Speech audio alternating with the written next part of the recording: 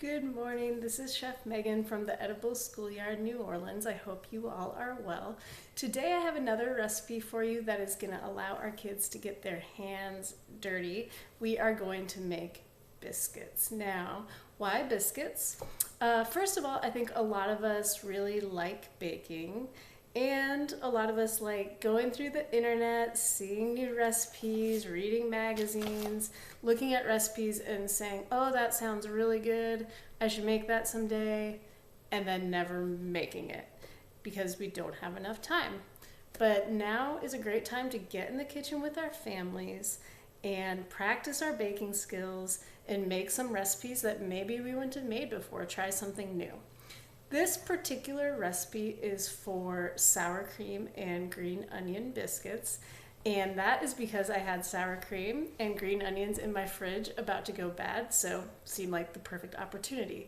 I'm going to link this recipe underneath this video, but I'm also just going to link a regular basic biscuit recipe that's super easy. The same techniques are used in both, and you can decide which one you want to try. So the first thing you want to do when you are reading a recipe is scan through the ingredients and the directions and make sure you have all the ingredients and tools that you're going to need. So for this recipe, we are going to need flour, sugar, baking powder and baking soda, salt and pepper. Then we're going to need almost 2 sticks of butter, which are in the fridge, because remember from our apple pies, if we're making something that's kind of flaky or has layers, we want to keep our butter cold. So the butter is in the fridge, and this recipe also calls for sour cream and green onions, which are also in the fridge.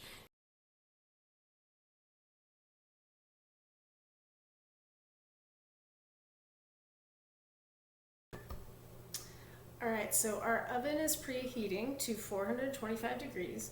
We need 10 tablespoons of cold, unsalted butter. So I just got this out of the fridge, and we need to cut it in 1/2-inch pieces.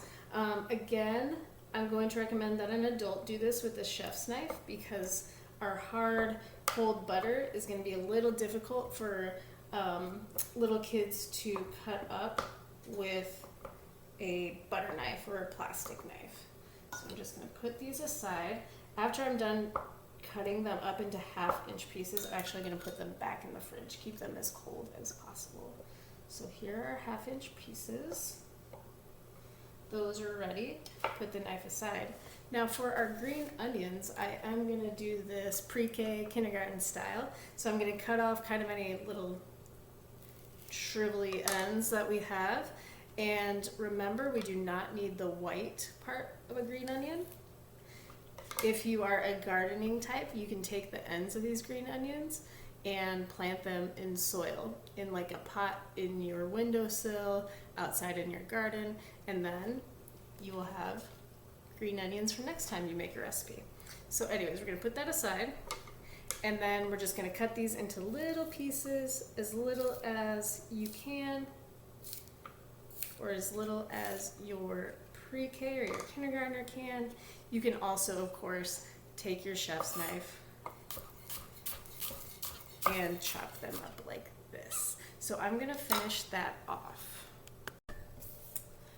So all of our prep is done, so now we get to start working on our recipe. Biscuits and scones, which are basically like sweet biscuits, are really fun to make, and they're pretty simple to put together, so they're really some of my favorite things to make. I find making biscuits and scones very calming and very easy. So first thing we need is 2.5 cups of flour. Just remember that my full cup doesn't fit in, only my 1/2 cup does. So for 2.5 cups of flour, how many do we need? Let's just count it out. So we have a 1/2 cup plus another 1/2 cup makes 1 cup, plus another 1/2 cup makes 1.5 cups, plus another 1/2. So what's 1.5 plus 1/2? That's 2. What's 2 plus 1/2? That's 2.5. So We are done with that. We're going to put our flour aside because we're going to need it again later. Now we need 1 1/4 or 1 1/4 teaspoons of sugar. So on your teaspoons, at this point, you're going to have to read what it says. So I am finding 1 teaspoon. I don't know if you'll be able to see that. 1 teaspoon. So I'm going to do my 1 teaspoon of sugar. And then we need 1/4 teaspoon, which is really tiny. So that is your 1/4 of a teaspoon. Add that in there. All right, up next, 1/2 teaspoon of baking soda. Just for fun, I already have my 1/4 of a teaspoon out. So how many of those do I need to make 1/2 teaspoon? I have 1/4 plus another 1/4 equals 1/2. Always great to practice your math when you are baking. Now we need 1 3/4 teaspoon of baking powder. So biscuits and scones usually call for a fair amount of baking powder. So I'm going to do my 1 teaspoon. 1 teaspoon plus 3/4. We're going to take that 1/4, that little one, and we're going to do it 3 times. So while I'm measuring, I'm actually doing a science lesson with 3rd graders tomorrow about baking soda and baking powder.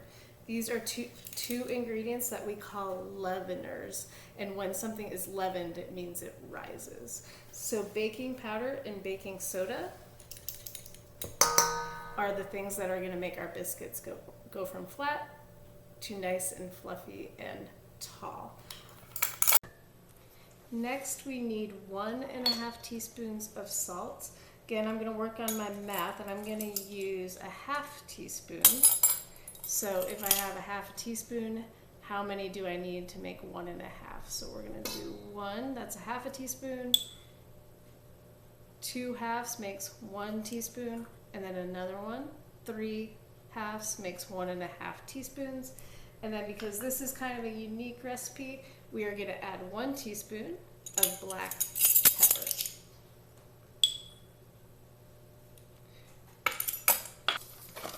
Great job for kids. This is one of those opportunities where we can count or we can sing, stir, Chef Megan, stir, stir, Chef Megan, or we can skip count.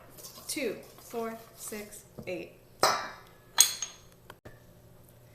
I grabbed my butter back out of the fridge, and now here's the fun part that you might remember from making apple pies. We're going to dump those cubes of butter into our flour mixture, and we get to use our hands now. So again, you're going to take these cubes of butter and you're going to squish the flour mixture in. You are working on this until you have no pieces of butter that are bigger than a pea, and your mixture kind of looks like coarse sand or little pebbles. So you're going to keep working on this.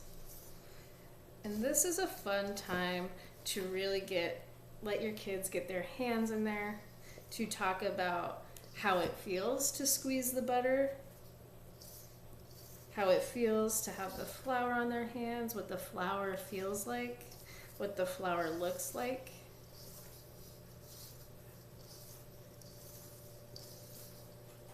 If you've ever been to the beach, talk about the sand. Ask if this feels like sand to them.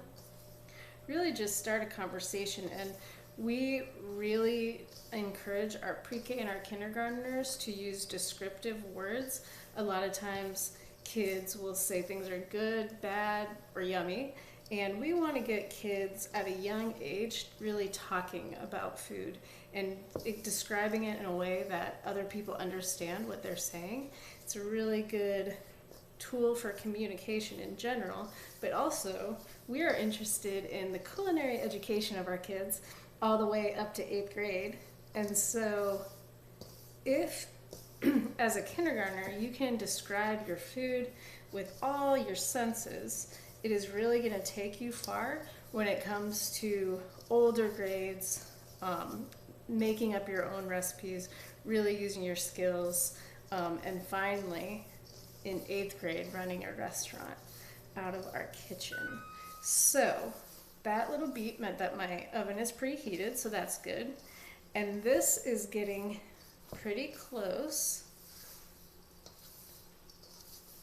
Don't see any huge pieces of butter, and when I squeeze it, it kind of sticks together.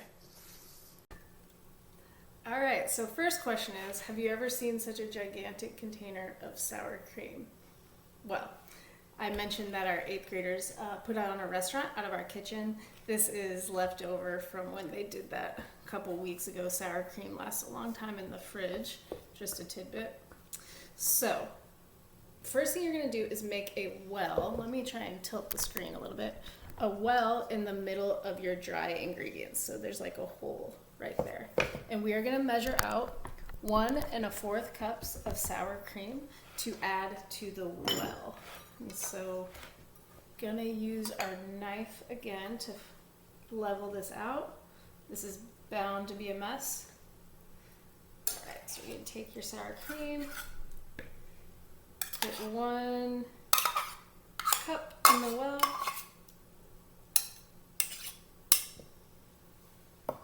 And then we're gonna do 1/4 of a cup also.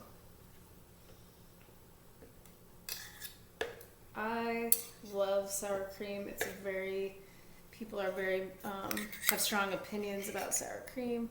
So like I said, if you're not into it or you don't have it, I'm gonna link just a regular biscuit recipe too, so that you can do that, and that will not have sour cream in it. Let's put that aside. And now what we're gonna do is take from the edges and kind of stir this together. We don't want to overwork it, but we do want to create a dough. So you're kind of coming around the edges, incorporating the sour cream in. And just be gentle, it'll come together.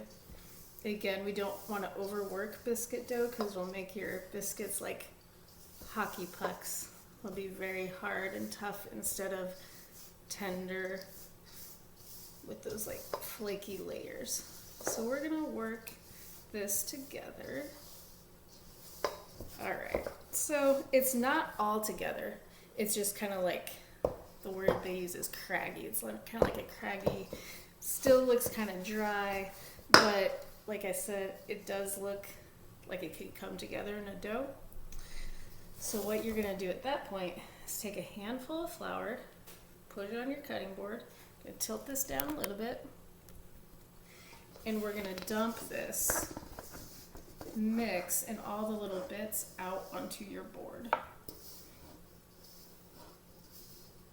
Okay, all right, and here's where those little hands can help you. We're gonna try and shape this into a rectangle that is about 1 inch thick. So you might have to knead it a little bit, get everything as incorporated as possible. But it's not like bread that you make with like yeast. You do not want to keep working that. We're not trying to get that kind of chewy texture that bread has. We want to keep it flaky. So you're just doing as little as possible with it sticking together. And that is pretty good. So now we're going to squish it down. I'm going to get my presidential ruler again. Dun, dun, dun. It's very out of date. The last president on here is G.W. Bush, by the way. And the recipe says that it should be an 8 by 4 inch rectangle. So 8 inches is about that long, and 4 is pretty short. So we're gonna make it, which was smaller than I thought. So that was helpful for me to get the ruler out and check that out. So we're just gonna shape it into a rectangle. Good opportunity to talk about shapes with the little kids. What's the difference between a rectangle and a square? How many sides does a rectangle have? Is a square always a rectangle, or is a rectangle always a square? Okay, So, and now we're making 8 biscuits, so we're gonna cut this into 8 squares. So to answer that last question, a square is always a rectangle, but a rectangle is not always a square because a square has 4 equal sides. So we're gonna use another one of my favorite tools, which is a pastry cutter. You could also use a butter knife for this or a chef's knife if you are an adult or an older kid doing this. I'm gonna cut it in half the long way. And then we're gonna cut this one in half, this one in half, this one in half, and we want 8. Another good opportunity for fractions right there. You started with 8. If you cut it in half, how many pieces do you have to cut each one into? All kinds of things you could talk about with that. Mine are not perfectly even, nor are they actually perfectly squares. They are rectangles, but that is completely fine. All right, this is our last step. This is optional. If you have a little bit of milk or heavy cream, or I melted just a tablespoon of butter, you can take that milk butter and brush it over the top of your biscuit. And that's just gonna make it come out a little more golden brown on top. It'll be really lovely, but if you don't want to go through that step, that's fine. I'm also just gonna sprinkle a tiny little bit of salt on top just to add that little saltiness. I'm gonna put these on a baking sheet with parchment paper or one of these Silpat mats, or really if you don't have one, just put it right on the pan, about 2 inches apart or so, and then I'm going to put these in the oven and bake them for 18 to 22 minutes. All right, y'all, so I took our biscuits out of the oven after about 18 minutes. They smell amazing, and this is how they look. They look so good. So they're golden brown on the top, brown on the bottom, and then look at those layers. That is exactly what you want from a biscuit. Also, when I pick it up, it kind of flakes off. That is a good sign, y'all. So I hope you had fun. I hope you make either these biscuits or another type of biscuit soon. And keep cooking, keep eating well, and we'll see y'all soon.